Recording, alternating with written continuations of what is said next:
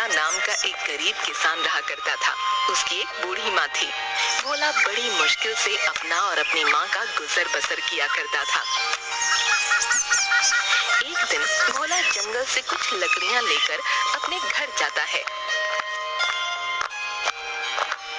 तभी उसकी बूढ़ी माँ आंगन में चूल्हे पर रोटियां बना रही होती है।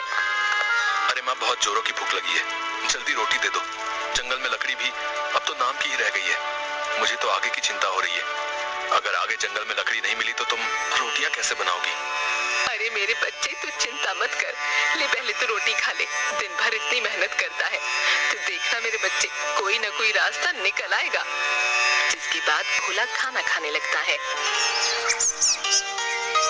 अगली सुबह भोला फिर से गांव के जंगल में लकड़ियां लेने निकलता है।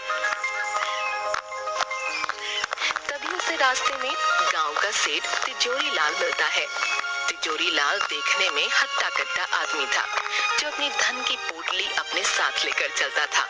तिजोरी लाल की एक आदत थी, वो हमेशा छींकता रहता था। अच्छी! अरे भाई, एक तो मेरा ये जुकाम कभी ठीक नहीं होता। अच्छी! भोला, सुबह सुबह कहाँ से सैर सपाटे पर निकल आया भैया? अरे सेठ जी, जंगल में बस लकड़ियां ही लेने जा रहा था। अब आप तो जानते ही हैं, मुझ गरीब के घर तो चूल्हा ही जलता है। आपको कभी जरूरत पड़े तो बताइएगा। हाँ हाँ भोला, अच्छी! तुम अगर जंगल जा ही रहे हो तो मेरे भाई के लिए भी ला देना कुछ लकड़ियां। अब सर्दियां भी तो बढ़ गई हैं, आग जलाने के काम आएंगी। अच्छी! क्या पता मेरा जुकाम भी ठीक हो जाए। जी सेठ जी, मैं लकड़ियां आपके घर ले आऊंगा, आप बिल्कुल चिंता मत कीजिए। भोला जंगल जाता है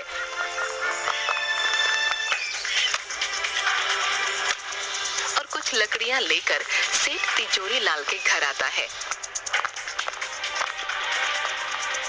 सेठ भोला को देखते ही, अरे आओ आओ भोला, अच्छी! आओ आओ, आखिर ले ही आए तुम लकड़ियां हैं। जी सेठ जी, ले आया, लीजिए। इतनी लकड़ियां इस सर्दी में जलाने के लिए काफी हैं। अरे अच्छी! बहुत अच्छा किया तुमने भोला भाई, वाह वाह वाह। अच्छी! सेठ जी, मेरी माली हालत तो आप जानते ही हैं। अब तो घर में भी अन्न का एक दाना नहीं बचा। मुझे अपनी चिंता नहीं है, लेकिन मेरी बूढ़ी माँ, मैं उसे कैसे भूखा रखूं? आप मुझे कुछ पैसे उधार दे दीजिए, ताकि मैं थोड़ा खाने का सामान ले सकूं। मैं आपके पैसे जल्दी ही लौटा दूंगा। अच्छी! अरे भोला, मैं जानता हूँ तुम एक ईमानदार आदमी हो, लेकिन भाई तुम्हारी माली हालत भी अब किसी से छुपी है भला? पैसे तो मैं तुम्हें दे दूंगा, लेकिन भैया ब्याज सहित वापस भी लूंगा। हाँ अच्छी! ठीक है सेठ जी, जैसी आपकी इच्छा। अभी तो मुझे पैसों की बहुत जरूरत है, आप मुझे पैसे दे दीजिए। जिसके बाद सेठ भोला को कुछ पैसे देता है। भोला वो पैसे लेकर अपने घर आता है।